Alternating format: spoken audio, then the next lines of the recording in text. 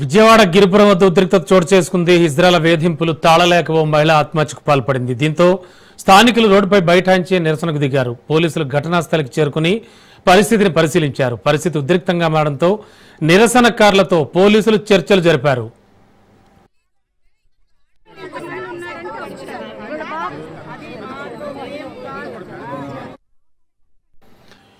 విజయవాడ గిరిపురం వద్ద ఉద్రిక్తత చోటు చేసుకుంది. బ్రేకింగ్ లో చూస్తున్నాం.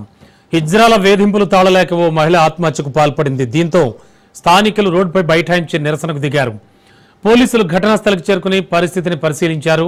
పరిస్థితి ఉద్రిక్తంగా మారడంతో నిరసనకారులతో పోలీసులు చర్చలు జరిపారు. చిన్న అబ్బాయి గోపి, ఆ అబ్బాయి 4 సంవత్సరాలకు ఒక అమ్మాయిని ప్రేమిస్తున్నాను. ఆ అమ్మాయికి వాళ్ళకి మనస్పర్ధలు ఏదో వచ్చినాయి. మాట్లాడి వెళ్తే వాళ్ళ మావయ్య కొట్టిన ఇస్రాకి గోపి గారికి గొడవ వచ్చి కొట్టుకున్నాను.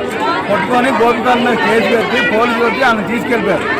ఈ అమ్మాను మా వదిన గారు మా అన్నయ్య ఇద్దరు పోలీసు చేతులు బయలుదేరి డబ్బులు తీసుకొని వాళ్ళని ఇంటికి బయలుదేరితే నది రోడ్డు మీద ఎక్కడండి యాటీజ్గా ఇదే ప్లేస్లో ఆడపిల్లని కింద పడేసి ఇతరాలు 12-15 మంది కలిసి బట్టలు ఉండిపోయి కొట్టిందండి, కొట్టారంటండి.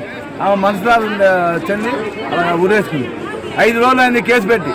ఇప్పటిదాకా న్యాయం చేయాలి కదా, ఒక్కరిని పట్టుకోరా పోలీసులు వచ్చారండి. మేము అడిగాము ఏం చేశారండి. మాకు నిన్నే ఫైల్ అయింది కేసు.